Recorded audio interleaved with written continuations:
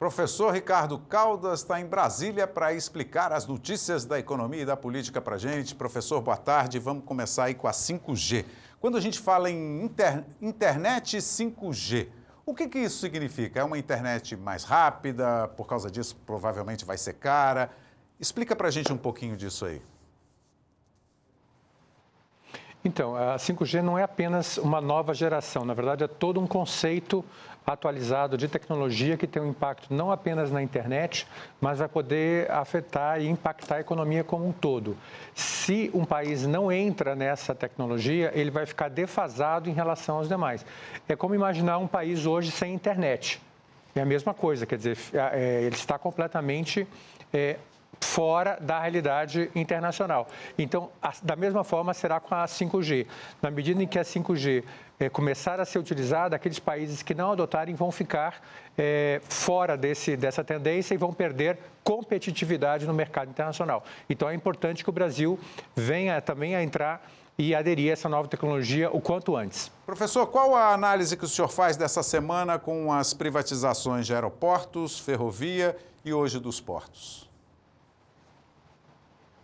Então, ontem nós tivemos, como sabemos, a privatização justamente da ferrovia Oeste-Leste, onde foi arrecadado 32 milhões de reais, e apesar de ter sido arrecadada pelo valor do edital, foi muito positiva porque ela deve trazer investimentos de alguma coisa entre 3 e 6 bilhões de reais, com uma geração de emprego entre 50 e 55 mil pessoas.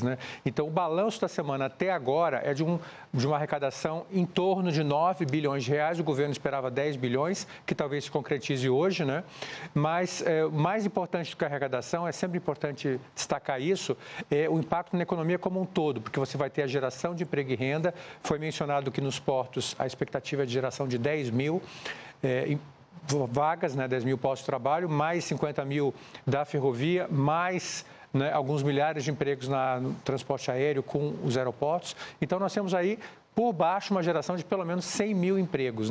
Então, isso tudo acabará tendo um efeito positivo sobre a economia como um todo, gerando o que nós chamamos de um efeito multiplicador em toda a economia. Então, o saldo da Infruic até agora já é com certeza positivo. Professor, inflação nos últimos 12 meses de 6,1%. Qual que é a expectativa aí para os próximos meses, hein? Então, a inflação furou o teto agora em março, mas a boa notícia desse mau índice, desse índice não tão positivo, é que os fatores que estavam gerando a inflação nos meses anteriores, especialmente em novembro, dezembro, janeiro, que era o setor de alimentos, o setor de serviços, já não estão mais gerando inflação. Ou seja, todo aquele processo sazonal de aumento que nós vimos do arroz, feijão, etc., aquilo já foi normalizado, porque era uma questão de entre-safra, foi uma questão muito sazonal. Então, isso já está resolvido. O desafio agora da inflação, na minha forma de ver, é a questão dos combustíveis, que foram os fatores essenciais para a subida da inflação e o estouro da meta. Então, penso que é preciso se discutir novamente uma nova política para os combustíveis, talvez retirando impostos que fazem parte da estrutura desses preços.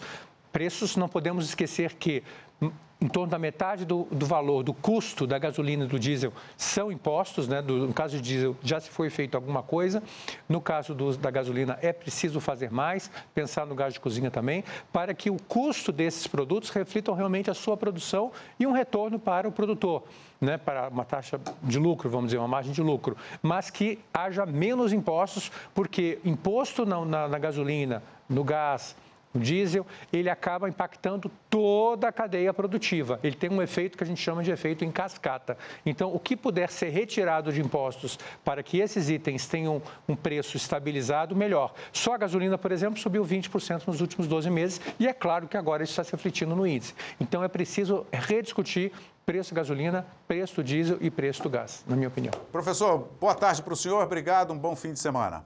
A gente se vê na segunda.